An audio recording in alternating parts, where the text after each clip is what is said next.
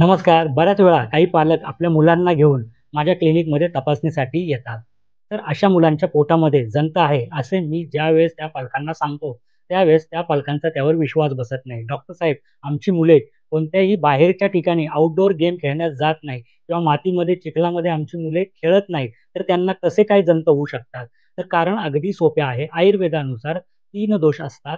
शरीरामधील ह्या 3 दोषांपैकी लहानपण एक कफाचा काळ म्हणून वर्णन केलेले आहे. जन्मापासून 16 वर्षापर्यंत शरीरामध्ये कफदोष सक्रिय असतो. असा कफदोष सक्रिय असल्यामुळे कफाशी संबंधित त्रास लहान मुलांना होण्याची दाट शक्यता असते. अशा वेळेस जंत होण्याची शक्यताही कफदोषामुळे अधिक प्रमाणामध्ये असते.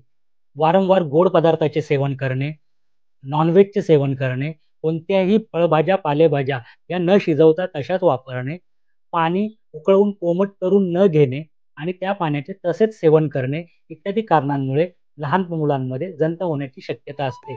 लहान मुले एकमेकांबरोबर खेळतात. अशा वेळेस इतर मुलांचा संसर्ग आल्यामुळे या जंतांचा प्रसार मुलांमध्ये होऊ शकतो.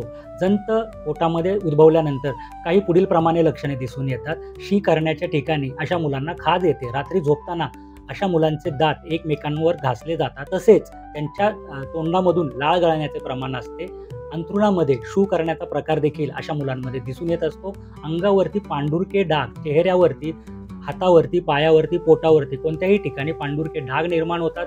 नखांवरती पांढुरके डाग निर्माण होतात.